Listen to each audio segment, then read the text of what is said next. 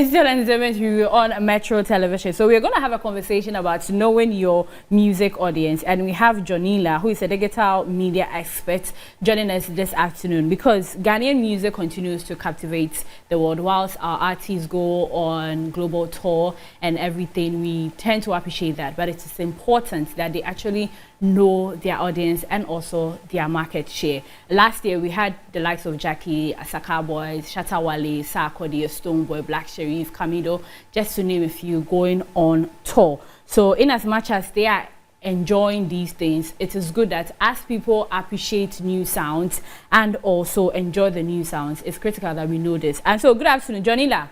If you can hear me, how are you? Hey, can you kindly unmute yourself? So we are good to go now. Yes, we are. How are you doing? Yeah.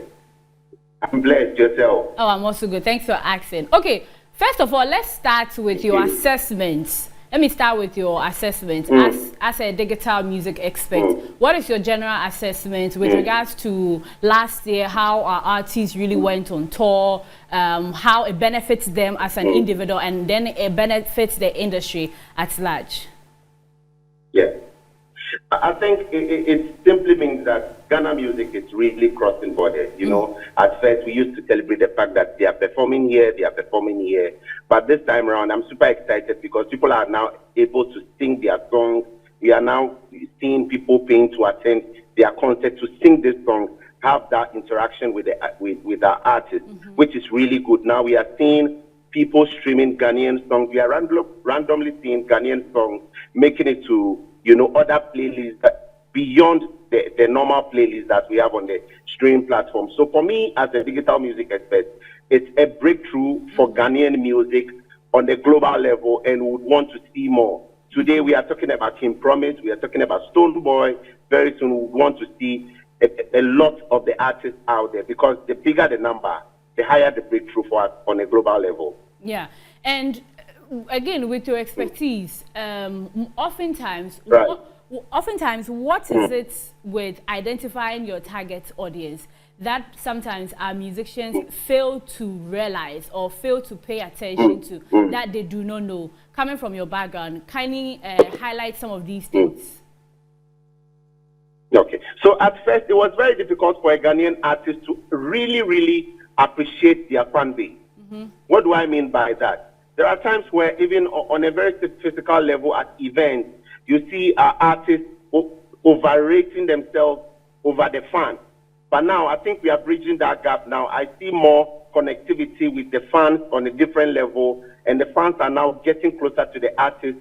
They are now having conversations with them by way of live stream on TikTok, on Facebook, and all these things. So it's bridging the gap. And again, I think its interactivity on social media too is growing much stronger, because now in recent times you see artists rewarding fans for dancing to their music. You see artists now showing different level of love. Sometimes they even invite them on a very personal level. That is the gap that we are bridging, and it is resulting in what we are seeing today. So these are the things that I think we need to encourage. As we started now, we have to do more. Many years ago, if a fan comments on an artist post, it was very difficult for even the artist to like the post or even reply. But now that we are beginning to understand that, okay, these are not just replies, these are not just liking or maybe interacting, but you are rather bridging the gap between you and your fan base. So these things are resulting in the things that we are seeing now. And because at the end of the day, the fans, they just want to enjoy your music, right? They just want to connect with you. And don't forget, they don't only connect, but for instance, if an artist comments on Shatta Wale's post and Shatta Wale end up replying that post, they screenshot that and share it on their status. And it's making everybody believe that, okay, this artist is very friendly. And that alone can even let somebody who doesn't like Shatta Wale's music, will now develop more affection for Shatta Wale. So I think these are the things that we are doing, and it's not helping the artists, but it's helping Ghana music on a different level. Over the weekend, I watched a video of Shatta Wale touching down, the UK for MDK's concert, and it's beautiful. I saw some fans as well. It's very beautiful. These are the things we need to do, because ultimately what I want Ghanaian artists to know is that the music you are putting out there. You are not putting it out there for the media. You are putting it out there for your fans to consume. And at the end of the day, if you don't treat your target audience well, with some level of respect, at the end of the day, it will go against you. So what we have started, bridging the gap between you, the artist, and the fan base, let's continue to do more. And one key thing that I want them to also encourage doing is analyzing their analytics or reviewing their analytics. Every streaming platform, including social media platforms, even Facebook, Twitter, Instagram, TikTok, YouTube, Spotify, Apple Music, they have something we call a dashboard. And the dashboard actually displays how your song performs in a particular week, in a particular month, in a particular year. These breakdowns are very important. That is how come artists like Jackie, what's the name? Adina, some time ago, I've forgotten the name of the country, but it was one of these island countries that she went to perform. Simply because she analyzed the audience to see where is my song performing very well. And she followed up physically. That is what we need to do. If you are doing your music and the music is blowing, you need to check, even on a local level in Ghana here, you have to cross-check. Where do you have your biggest audience? If Takrady is appearing on your list, then it means that you have to start organizing your live events. Example of live events, it's not only performance. You can go there for media or engagement that can, maximize the numbers over there so that you also know what to do with as an artist. I mean, just as you mentioned Adine's own, I think Kwame Eugene also traced his own to Australia, and he actually did amazing there. Now, let me touch on King Promise's own. I mean, I can say that in Europe, most of their artist fans know their music, they know the artists, and they can vibe to their songs and everything. Now, King Promise is in Asia. What do you think KP actually did to tailor what he's doing now? What were some of the things that he realized? Even though you've mentioned knowing your digital data, your streaming data, platforms and everything, within a small space, what do you think King Promise actually really did to tailor this whole Asian tour? I'm going to touch on three things. The first one is following where the music is going. That is the first thing. Now, King Promise, of course, because of the whole R2B thing, in as much as R2B is not a group that is always in front of us, they have this African and Pan-African audience. Again, because of the kind of music they do. And King Promise is coming from that direction as well. So he's been able to build his connectivity on that side. So from knowing one person to the other and all that, it has helped. That's the first one. Secondly, you all know last year was a big one because of Terminator. And Terminator is not a Ghanaian hit, it's a global hit. I wouldn't be surprised to see King Promise in the years to come in, some of these international awards like the BET, because Terminator has gone beyond border. You speak to people who are not even English-speaking people, and they tell you, I love Terminator. So yes, Terminator is a global song. He has appeared on, multiple stages with some of the big names that, you can tap into their fan base. That is the second one. And third, the labels he's working with, because regardless of how these things work, if you don't have the resource, if you don't have the team to work with, because the team has been able to follow up, and okay, your song is big in Asia, why don't we do it all? That is it. And, let me just be a bit, controversial here and also say that music is becoming a commodity that people are engineering to enter territories that they cannot enter at first, which is a business discussion between the artists, the labels, and the streaming platform. So if the funding is good, plug me into Asia, plug me into Africa, plug me into this. So it is working well for the artists. So because now you'll be there and you hear that, this artist is performing in this country. You not even know the name of the country until the artists get there. And it's a good business strategy, which is really cool. But again, the way we are celebrating King Promise and other artists breaking other people's territory, we should also be ready to see a very unknown artist coming to do a big concert in Ghana, a big concert in Takrady, a big concert in Kumasi and all that. And we shouldn't be offended because, of course, Ghana, sometimes we find it a bit uncomfortable when we see foreign artists, being flooding our airwaves, flooding everywhere. People are like, where is it coming from? Where is that coming from? The same way we are celebrating King Promise in Asia, we should get ready to celebrate some artists from Hong Kong doing a big concert in Ghana. We shouldn't be offended. We should celebrate them the way we are doing it. Simply because music is breaking down all the borders. There are no physical borders for music right now. And we need to appreciate it on that level. Because I will be happy, you will be happy, if this interview make it to a different territory and they have to call you. I'm sure you'll be excited. So we should be able to celebrate others as well like that.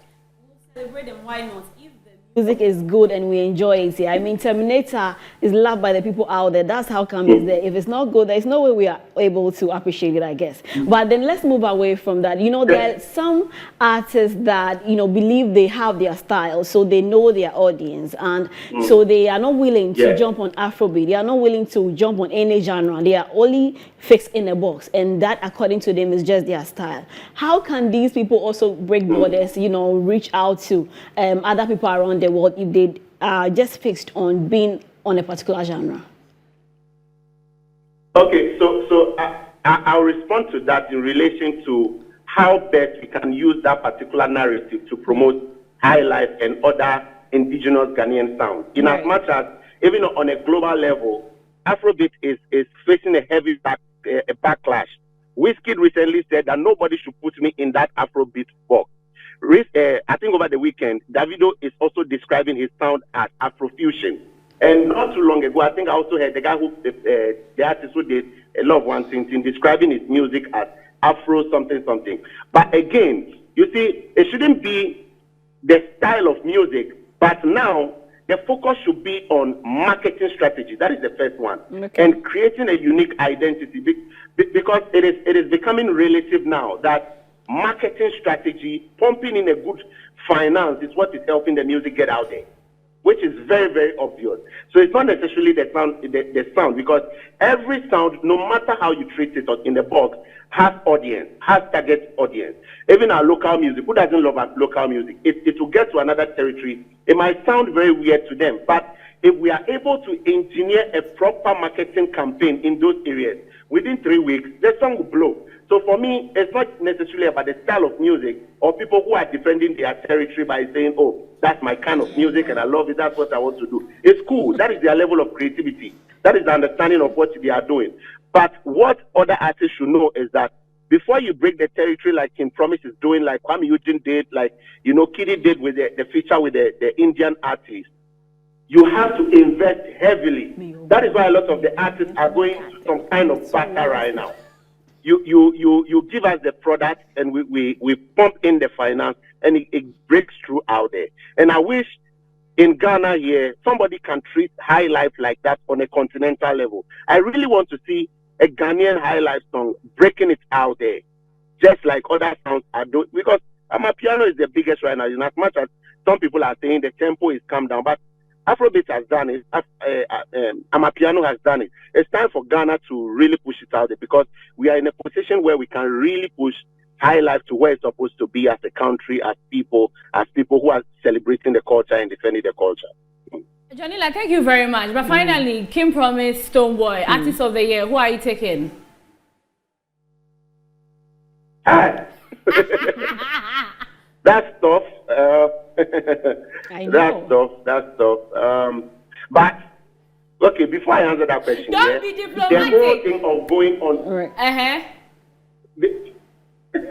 Before going on tour and doing stuff internationally, it's also influencing the Ghana Music Awards. Right. We track that very well. Yeah. You will understand what I mean. Yeah. But this year, I'll come back later. That's not difficult. It's so clear. I have a reason to say Stonebwoy, and I also have a reason to say. It's going to be tough. So, in house here, I'm Stonebwoy. She is KP, King Promise. So we're trying to. We are asking you to break the tie. Right. Because Stonebwoy's international move is influencing me heavily. Yeah. And again, considering what Terminator has done, let's give it to Terminator. Yeah. Somebody will also question, Yeah. I will even all question these you. things locally and I will internationally. even question you. Terminator So the will fans win. should decide. Right. I will even question you. 13 The nominations. fans should decide. 13 nominations, 6 nominations. We'll see what happened on that day. Anyway, Right. JONILAR, thank you very Yeah. much for joining us this afternoon to Thank you, educate Andre. us on this.